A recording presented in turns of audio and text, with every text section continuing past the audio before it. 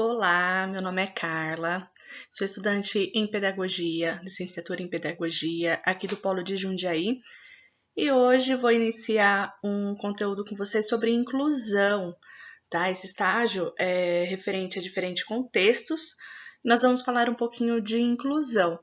Eu estou fazendo este estágio com a Ingrid Gomes e a Luciana Andrade. Vou passar para vocês um pouquinho aqui sobre o que é inclusão. Tá?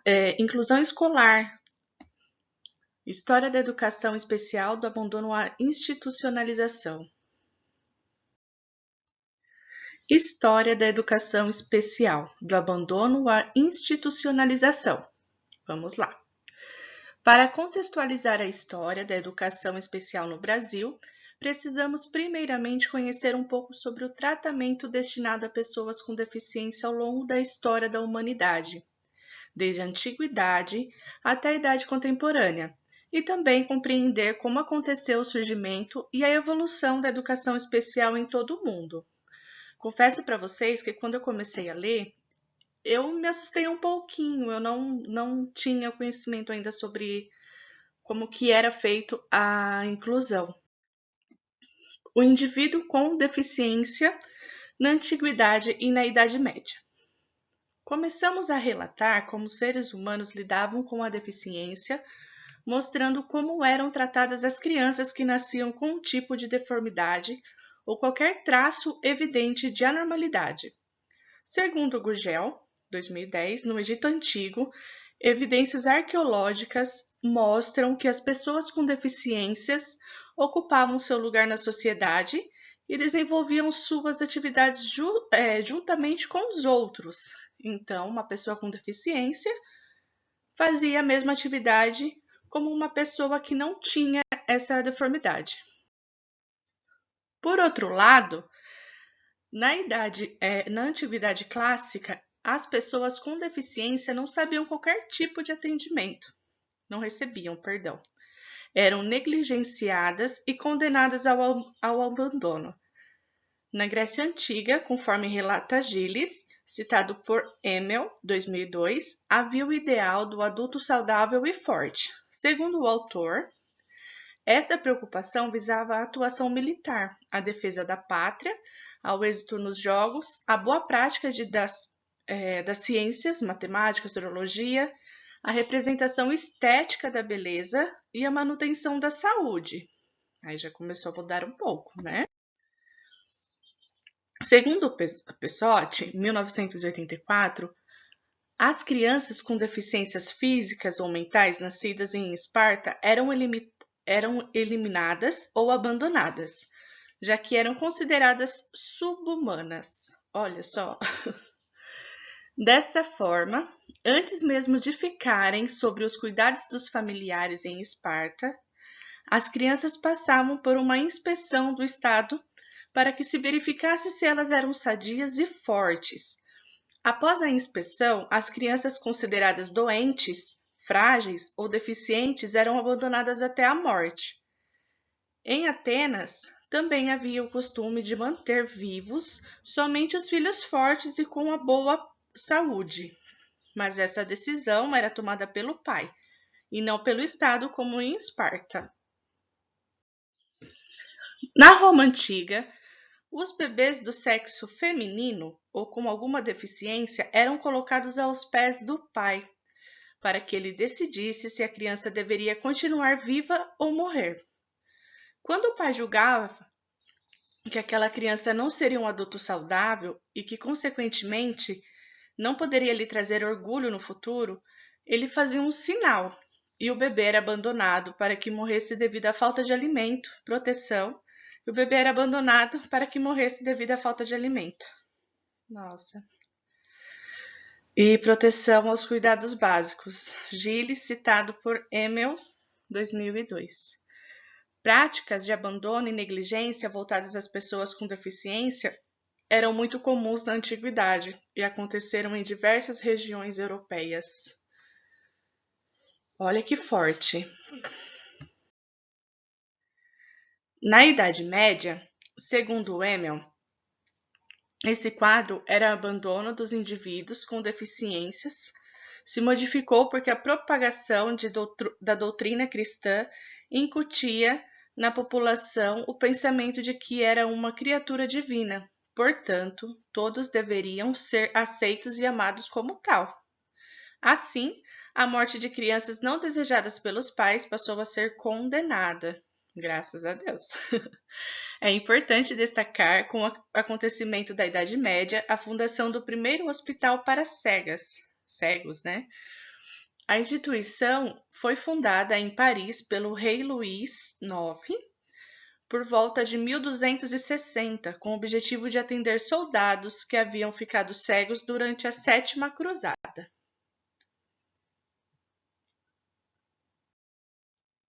O nome dado para o hospital foi 15 Vintes, o que significa 15 vezes 20, ou seja, 300 soldados cegos. Pesote exemplificou a influência do cristianismo com o bispo Mira, que no século IV, acolhia e alimentava crianças com deficiência que estavam abandonadas. Na era cristã, as pessoas com deficiências foram alvo de caridade e eram acolhidas em conventos ou igrejas, nas quais, possivelmente em troca de pequenos serviços, ganhavam a sobrevivência. No entanto, Pesote destaca que, por um lado, o cristianismo, a pessoa com deficiência deixou de ser abandonada e passou a receber abrigo e alimentação nos asilos e conventos. Por outro, exigências éticas e religiosas passaram a ser cobradas desses indivíduos. Dessa forma, as pessoas com deficiência passaram a ser culpadas pela própria deficiência, que era entendida na época medieval como um castigo de Deus pelos pecados cometidos. Segundo Pesote, muitos chegam a admitir que o deficiente é possuído pelo demônio, o que torna aconselhável o exorcismo com flagelações para expulsá-los. Agora que já aprendemos um pouco sobre a situação do indivíduo com deficiência até a Idade Média, vamos conhecer o surgimento e a evolução da educação especial nas idades modernas e contemporâneas, na década do século XX. Vamos lá. A evolução da educação especial no mundo. Segundo Mendes, 2006, página 387, a história da educação especial no mundo teve seu início no século XVI, com médicos e pedagogos que, desafiando os conceitos vigentes na época, acreditaram nas possibilidades de indivíduos até então considerados ineducáveis, centrados no aspecto pedagógico, numa sociedade em que a educação formal era direito de poucos. Esses precursores desenvolveram seus trabalhos em base tutoriais, sendo eles próprios os professores de seus pupilos. Pedro Ponce de León, 1520-1584, pode ser considerado um exemplo desses precursores. Monge espanhol, beneditino, Pedro Ponce de León é reconhecido como o primeiro educador da história, pois dedicou grande parte de sua vida ao ensino de surdos, filhos de nobres. Moura, 2000. Em 1664, Thomas Willis lançou seu livro Cérebro e Anatomia, no qual a deficiência mental é explicada cientificamente, como produto de estruturas cerebrais defeituosas ou eventos neurais falhos. Quase 30 anos depois, em 1960, foi publicada a obra de John Locke, a qual representa uma revolução nas doutrinas então vigentes sobre a mente humana e suas funções, além de abalar de modo irreversível o dogmatismo ético cristão. Pesote, 1984, página 21. Essa pode ser considerada a raiz da teoria organicista, segundo a qual a deficiência decorre de fatores orgânicos, tais como modificações estruturais no cérebro, De acordo com essa teoria, os problemas orgânicos ocorriam no início de desenvolvimento e dificilmente poderiam ser modificados ao longo da vida do indivíduo. Em seu livro, segundo Pessotti, John Locke contribuiu decisivamente para Marshall, o processo de ensino das pessoas com deficiência, ao enfatizar que a experiência sensorial deve basear a prática pedagógica, que deve haver individualidade no processo de aprendizagem, que a experiência é condição preliminar dos processos complexos de pensamento e que objetos concretos são importantes para a aquisição de noções. Na segunda metade do século XVII, o abade Charles Michel fundou a primeira escola pública para surdos em Paris. Um dos grandes méritos do abade foi ter reconhecido a existência de uma língua por meio da qual os surdos poderiam se comunicar, e a partir disso, desenvolvido um método que consistia em ensinar os sinais correspondentes aos objetos e aos eventos concretos. Em 1784, também em Paris, Valentin fundou o Instituto Nacional dos Jovens Cegos. Esse instituto, além de abrigar os cegos, também se preocupava com o ensino dos internos. O fundador do instituto utilizava na época letras em relevo no processo de aprendizagem dos cegos. Isso é usado até hoje, né? Esse altorrelevo para ajudar os cegos a identificar as letras, as formas, né? Mais para frente também eu vou mostrar um pouco para vocês uma atividade, né? Um trabalho, como que é feito para que eles possam compreender.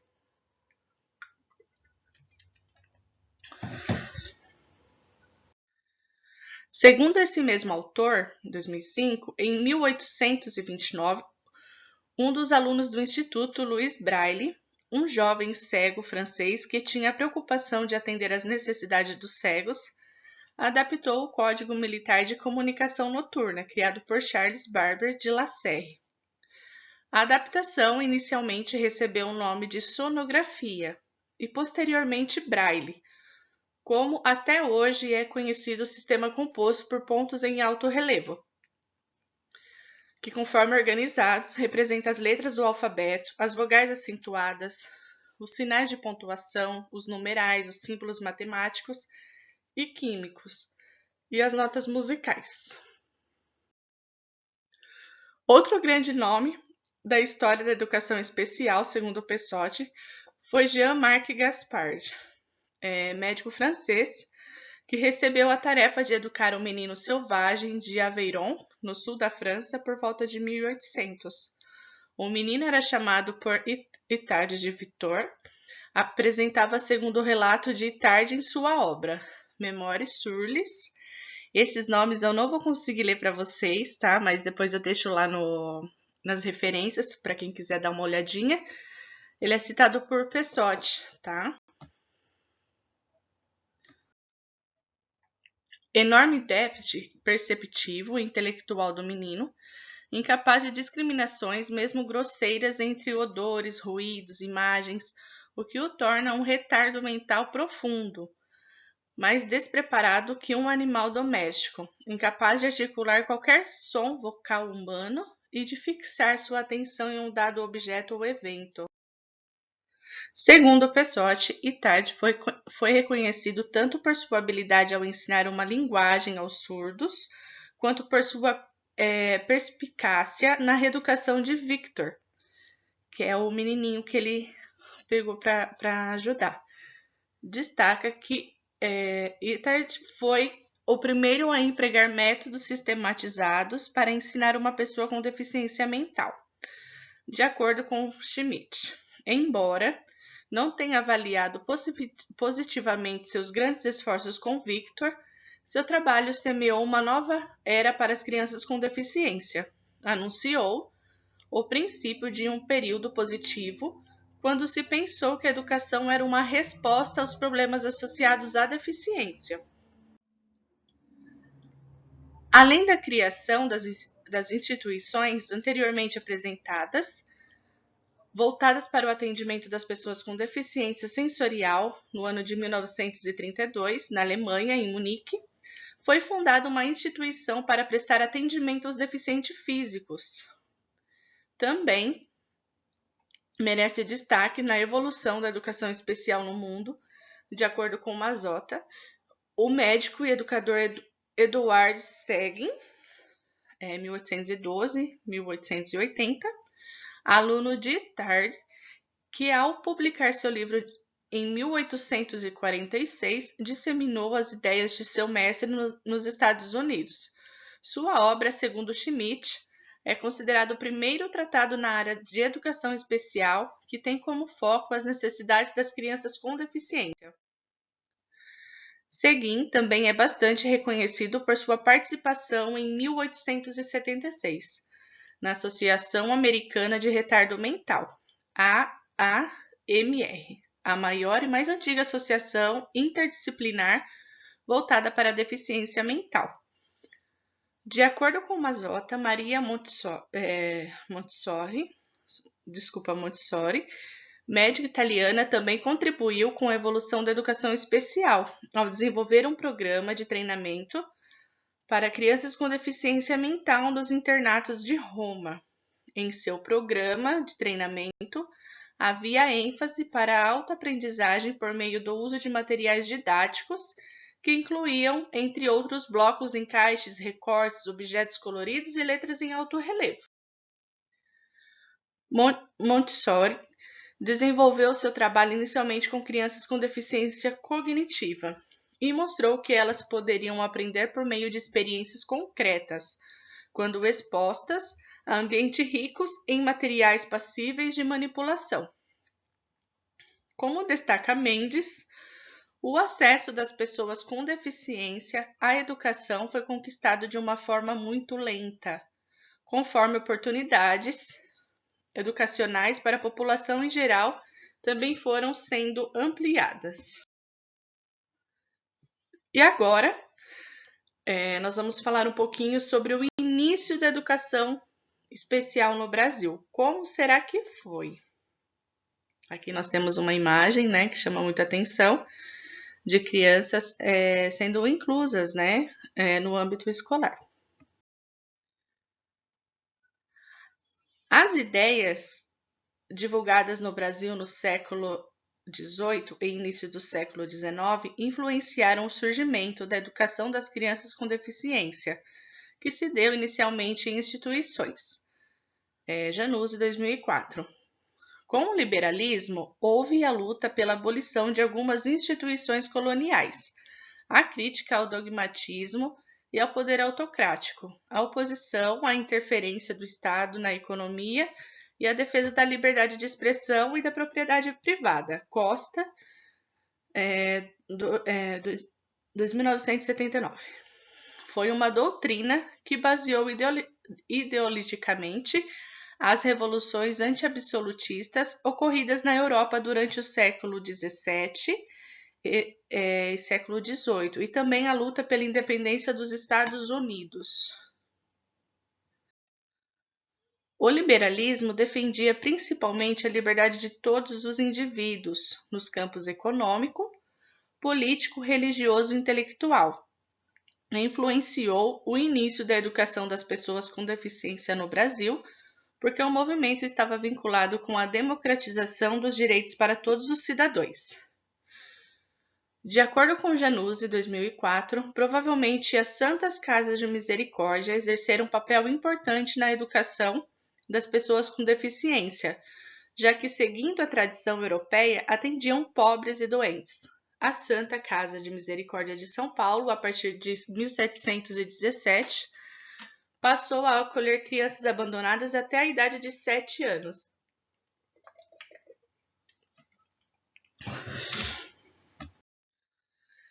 Embora não existam registros oficiais sobre como era o atendimento a essas crianças, é possível supor que muitas delas apresentavam prejuízos físicos ou mentais.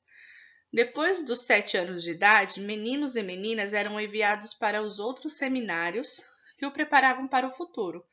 Atitude essa que não era comum na época, É possível que algumas crianças com deficiência leve tenham recebido esse mesmo tratamento, enquanto crianças com deficiência mais severa permaneciam nas santas casas como adultos doentes e alienados. A criação do asilo dos expostos pode ter facilitado a entrada de crianças com alguma anomalia ou abandonadas por seus pais nas Santas Casas de Misericórdia no início do século XIX, segundo Moraes.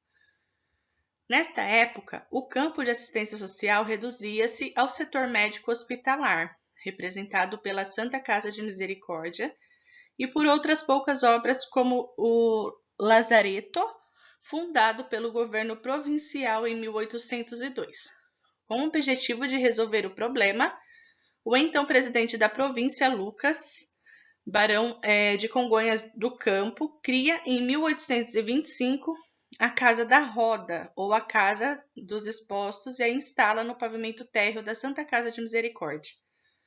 O Asilo dos Expostos era também chamado de Casa da Roda, em alusão ao dispositivo nela existente, uma roda que, girando em torno de um eixo perpendicular, ocupava toda uma janela, sempre aberta do lado de fora, de modo de quem desejasse se desfazer de uma criança pudesse depositá-la na mesma ocasião.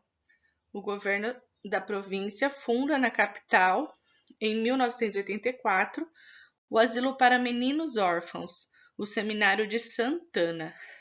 Em 1825, para meninas, o Seminário da Glória. Nossa, imagina uma janela específica para abandonar crianças. Complicado, né?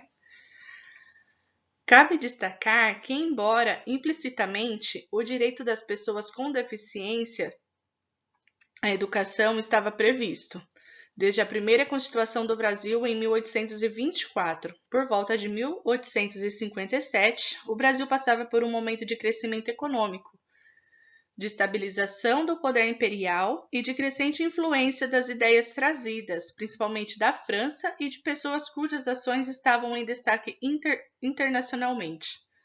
Januzzi, 2004. Nessa época, alguns brasileiros, inspirados em experiências realizadas por médicos, filósofos e educadores da Europa e dos Estados Unidos, começaram a organizar serviços voltados para o atendimento das pessoas com deficiências sensoriais, mentais e físicas. Segundo o mesmo autor, no dia 17 de setembro de 1854, foi inaugurado o Imperial Instituto dos Meninos Cegos, criado pelo imperador Dom Pedro II. Aqui tem uma ressalva, né? A criação do Instituto é considerado o primeiro passo para a garantia dos direitos do cego do Brasil. O nome atual, Instituto Benjamin, foi dado ao Instituto em 1891 em homenagem ao terceiro diretor da instituição. A fundação do Instituto teve grande participação de José Álvares de Azevedo, um cego brasileiro que havia sido aluno do Instituto de Jovens Cegos de Paris. Olha que legal, ele foi para ajudar também. Com o passar dos anos, o número de alunos do Instituto aumentou em 1857, foi criado o Imperial Instituto de Surdos Mudos, a primeira instituição no Brasil voltada para o atendimento das pessoas surdas. O Instituto foi fundado no Rio de Janeiro por meio da Lei número 839, de 26 de setembro de 1857, aprovada por Dom Pedro II. Em 1956, o Instituto foi nomeado como Instituto Nacional de Surdos Mudos e, em 1957, como Instituto Nacional de Educação de Surdos, FENES 2010, de acordo com Mazota. A criação dessa escola ocorreu graças aos esforços de Ernesto e seu irmão, cidadão francês, professor e diretor do Instituto de Bourges. Ernesto, vamos dizer que é Rouet, chegou ao Rio de Janeiro no final do ano de 1855. Com suas credenciais, foi apresentado ao Marquês de Abrantes, que o levou ao imperador Dom Pedro II. Acolhendo com simpatia os planos de Rouet, tinha para a fundação de uma escola de surdos mudos no Brasil. O imperador ordenou-se que lhe fosse facilitada a importante tarefa. Começando a lecionar para os 2 alunos no então Colégio Vassimon, Rouet conseguiu, em outubro de 1856, ocupar todo o prédio da escola, dando origem ao Imperial Instituto de Surdos Mudos.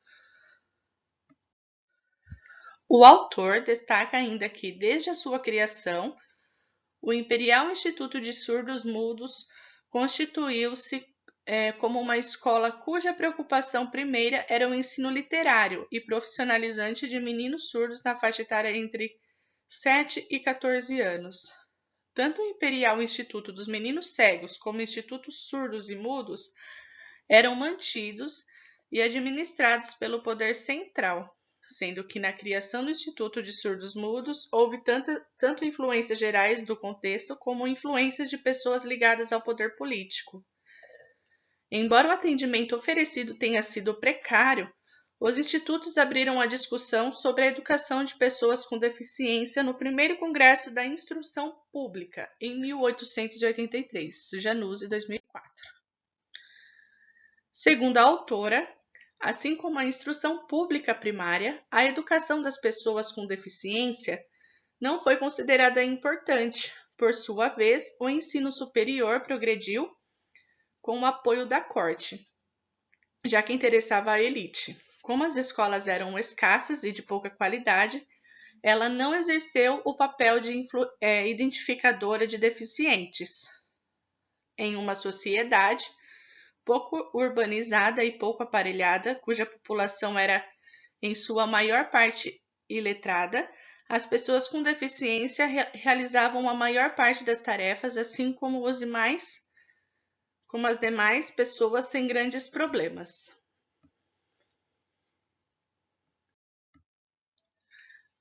Apenas crianças com deficiências mais severas chamavam a atenção e eram colocadas em instituições. De acordo com Januzzi, a educação das pessoas com deficiência surgiu como fruto do trabalho de pessoas sensibilizadas com o problema e que conseguiram apoio governamental, ainda que precário. No entanto, tanto a educação das pessoas com deficiência como a educação da população em geral foram condenadas ao descaso. Isso aconteceu porque a educação não era necessária para produzir ainda, segundo a autora, mão de obra compulsoriamente escrava e nem como fator de ideologização pela ruralização intensa, em que poucos contatos sociais se faziam nas grandes propriedades latifundiárias. A autora conclui que a educação não era útil para a aristocracia rural, visto que em uma economia agrária esta não é requerida. Além disso, a educação não era útil para formar eleitores, porque mesmo depois da Reforma Saraiva, Lei do Censo de 9 de janeiro de 1881, o voto era vinculado à renda anual. No dia 9 de janeiro de 1881, pelo decreto número 3029, o imperador sancionou a nova lei eleitoral, conhecida como Reforma Saraiva, que substituiria todas as anteriores. Januzzi relata ainda que com a proclamação da República, em 1889, e o federalismo adotado pela Constituição de 1891, o Congresso passou a ser responsável por desenvolver as letras, as artes e as ciências, porém sem limitar a ação dos governantes locais. Com isso, cada estado poderia desenvolver o ensino superior. No entanto, o artigo 35 assegurou ao Congresso o direito de focalizar sua atenção para o ensino superior e para o secundário, sem ser obrigado a cuidar do ensino primário. Além disso, o caráter gratuito do ensino presente na Constituição de 1824 deixou de existir neste momento. Mazzotta destaca que durante todo o século XIX, as iniciativas tanto oficiais como particulares voltadas para o atendimento das pessoas com deficiência foram isoladas. Em 1900, 63% da população de mais de 15 anos eram analfabetas, sendo que em 1920 essa porcentagem essa porcentagem subiu para 67%. A escola popular não era tida como importante por nenhuma classe social, já que a instrução da população não trazia benefícios para a elite. No entanto, embora a educação de pessoas com deficiência no Brasil tenha sido caracterizada por números reduzidos de serviços oferecidos e pela segregação, é preciso considerar que houve a preocupação em melhorar a vida dos alunos com deficiência mais severa. Em alguns estados, São Paulo, Rio Grande do Sul e Rio de Janeiro, houve preocupação como o ensino primário e o desenvolvimento, ainda que tímido, da organização de escolas para deficientes. Profissionais diversos vão atuando na área e estruturaram, no final da década de 1920, a base de associações profissionais, que de maneira ambígua e imprecisa foram criando um campo de reflexão à procura de um espaço efetivo para a concretização de sua ação pedagógica. A autora, em 2004, destaca que os profissionais, por um lado, refletem a expectativa da sociedade da época e atuam de forma a segregar a pessoa com deficiência, e, por outro, melhoram a qualidade de vida dos deficientes mais severos por meio de conhecimentos para sistematizados e busca de uma prática social mais eficiente. No ensino da República, de acordo com Januzzi, instituições que atendiam cegos e surdos são privilegiadas. Em 17 de maio de 1890, Benjamin Constant elaborou um novo regulamento para o Instituto. Nesse novo regulamento, houve preocupação com o ensino literário e com disciplinas científicas. Manteve-se a preocupação com a formação para o trabalho e o número de vagas foi quintuplicado. De acordo com Mazzotta, além do Instituto Benjamin Constant e do Instituto Nacional dos Surdos Mudos, outros serviços foram oferecidos às pessoas com deficiência. Curiosamente, tais serviços faziam parte do sistema regular de ensino. São eles a Escola México, em 1987, no Rio de Janeiro, que atendia deficientes mentais, físicos e visuais, a Escola Borges de Medeiros e a Escola Delfina Dias Ferraz, ambas no Rio Grande do Sul.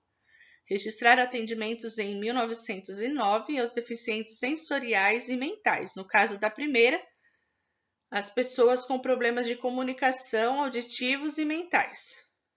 Com o passar do tempo, o número de instituições que atendiam as pessoas com deficiência mental aumentou, e após 1920 ocorreu o crescimento de instituições em relação ao número de anos. A história da educação especial no Brasil, duas vertentes pedagógicas foram observadas: a médico-pedagógica e a psicopedagógica. Resumidamente, na vertente médico-pedagógica, as decisões, tanto relacionadas com o diagnóstico quanto as práticas escolares, são subordinadas ao médico. Por sua vez, na vertente psicopedagógica, há maior ênfase dos princípios psicológicos, embora o papel do médico ainda não seja importante. E aqui nós temos uma fotinha, né, explicando um pouquinho, ilustrado, na verdade, a exclusão, a segregação, integração e inclusão. Ou seja, a exclusão é totalmente excluem, né? Os deficientes físicos. Podem ver que no círculo interior estão as pessoas consideradas normais, né, dentro do padrão, e fora as pessoas com deficiências físicas, né, tem paraplégicos aqui, cegos. A segregação aqui a gente vê que tem dois círculos, ou seja, eles são separados, né, em salas diferentes, vamos supor, né, no contexto escolar. Uma sala com pessoas consideradas normais e uma sala considerada com pessoas deficientes. A integração, eles colocam essas pessoas com deficiências na mesma sala, porém em um canto separado. Isso acontece muito, né? Eu, como tive experiência em estágio inclusivo, é bem complicado, é triste falar, mas é mais integração do que inclusão, porque tendo um professor para todos, é um pouco mais complicado. E a maioria dos professores não estão preparados para ter esses alunos em sala de aula, né? Então, eu acho que deveria sim ter um curso avançado especializado para isso, a inclusão social, não a integração. Por quê? Eu acredito, no meu ponto de vista, que todos somos iguais, né? Então, todos nós temos os mesmos direitos. Da mesma forma como uma criança que não tem nenhuma deficiência física, mental, tem as leis, tudo que ordena ele a ser uma pessoa normal, o deficiente físico também, né? É uma pessoa comum, então tudo precisa ser igual. Isso não acontece. Eu tive experiência, né, como eu havia falado anteriormente, numa escola onde o professor não conseguia deixar o aluno dentro da sala, porque ele era autista. E o autista, todos sabem, né, que ele tem a dificuldade de socialização, se ele não se sente bem no lugar, ele vai querer sair, ou ele começa a gritar, e quando essa criança começava a ter essas crises, ela falava: Olha, Carla, leva ele lá fora, ao invés de tentar acalmá-lo dentro da sala de aula. Né? Isso foi um trabalho muito complicado, mas graças a Deus, até o final do ano, eu consegui fazer com que essa criança ficasse, mesmo tendo a crise. Fui compreendendo o que fazia mal para ele, né, o que o incomodava, e a gente conseguiu ter no final uma experiência boa. E tem a inclusão, né, que é o que todos nós desejamos, né, como pedagogas, que isso ocorra, né, que é todo mundo junto no mesmo lugar, porque, afinal, né, todos nós sabemos que todos somos iguais na diferença. Claro, cada um vai ter uma coisa diferente, a maneira de pensar, de viver, mas no fundo todos nós somos iguais, né? Então é isso, espero que vocês tenham gostado um pouco sobre esse conteúdo. Acaba sendo um pouquinho extenso, um pouquinho meio chato por conta da história, né? Tem que ficar lendo, mas é uma parte muito interessante que todos nós pedagogos temos que saber. E com esse conteúdo eu aprendi muito um pouquinho sobre a história, né, dos deficientes físicos. E mais para frente eu vou falar um pouquinho também sobre as tecnologias. Vai ser bem interessante, tá bom? Muito obrigada, até mais!